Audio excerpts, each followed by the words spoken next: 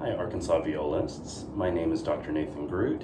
I am a music instructor at the Arkansas School for Mathematics, Sciences, and the Arts.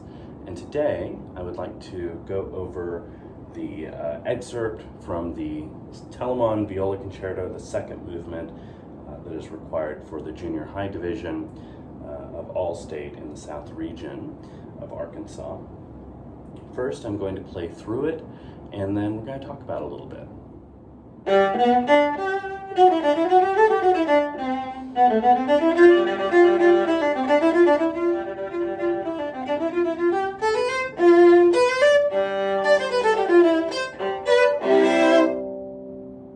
Okay, so let's talk about this a little bit.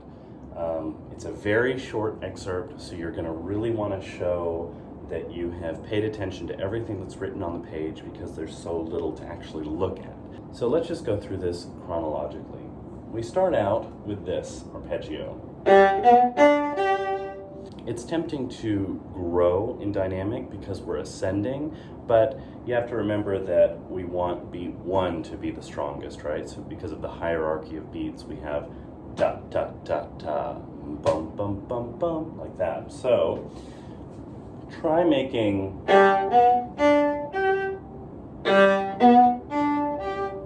don't go too extreme, but just make sure that you can feel that that is beat 1.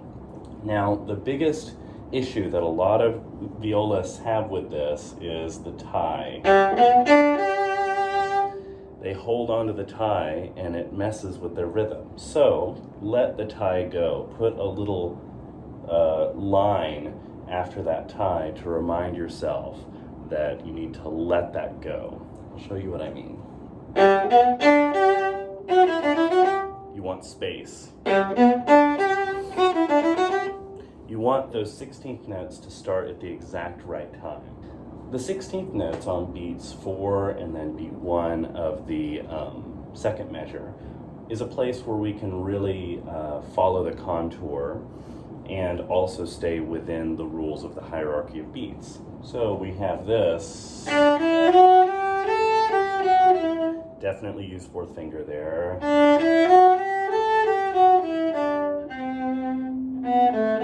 Another place where you're going to want to have space. But imagine this as a little bit of a roller coaster. Da da da da dee da da da da. So you're growing and then you're coming back down to show the shape and the contour of this line. So we have this space. And now with the third measure, I want you to go ahead and mark forte. Remind yourself that this is forte. The reason that you want to remind yourself that this third measure is still forte is because we have an echo between measure 3 and measure 4. And you're really going to want to demonstrate that you can play that as a very effective echo.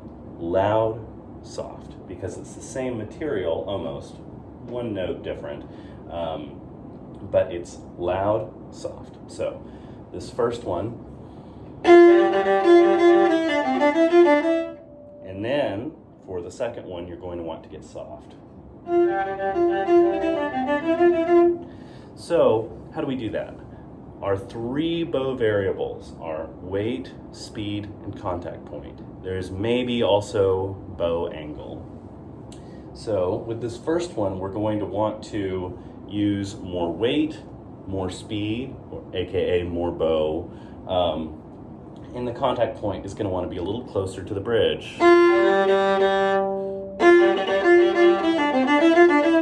Now, one limitation is when we're going fast, you are limited a little bit in how much bow you can use, right? So if you're using too much bow, it's not going to sound quite as nice. You might hit some other strings. The tone quality might be a little messed up because the bow is moving too fast and can't really be playing into the string. It might be sort of gliding along the string and give you sort of a scratchy sound. So weight is probably going to be one of our best friends here.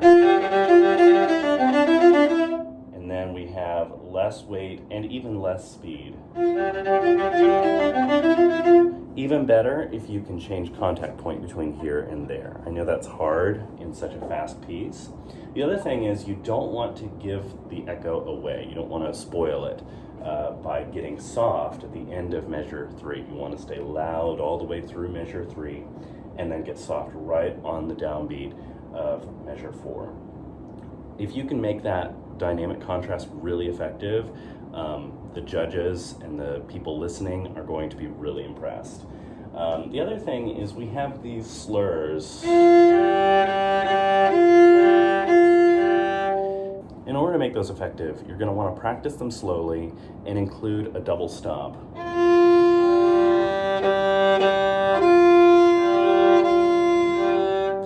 The reason for that is if you're thinking about only 4 string levels, 1, 2, 3, 4, and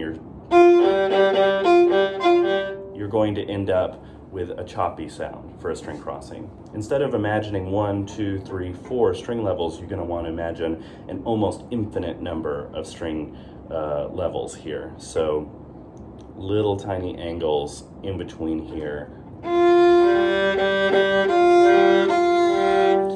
That's going to make these sound really smooth, okay? So here in measure 5, we have a crescendo. Don't get loud too soon.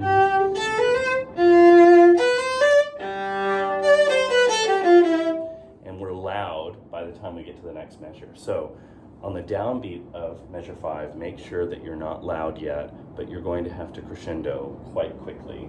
Similar to measures 1 and 2, we need to get off of these ties. That tie. Allow there to be space there, okay? The crescendo can really happen on these up bows.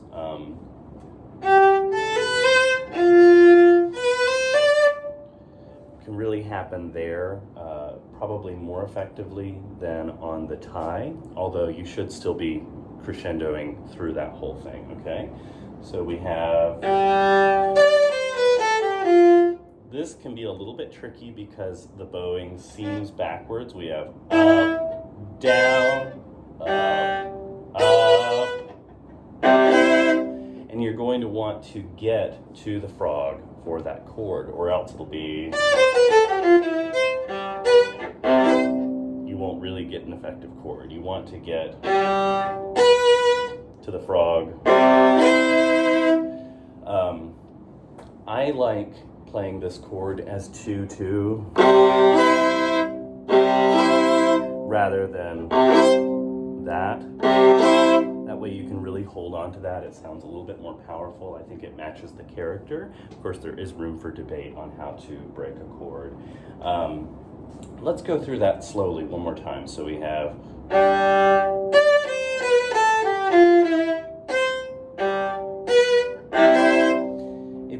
One challenge that you might have is when you play the E, C, getting from there to G without hitting another string, especially at fast tempos. So practice that slowly.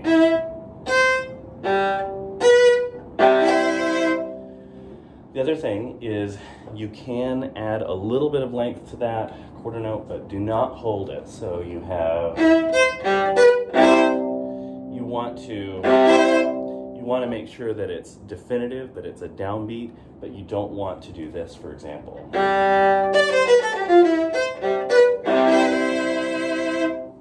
Because the judges will be getting out their red pens and thinking, okay, they don't know what the rhythm is there.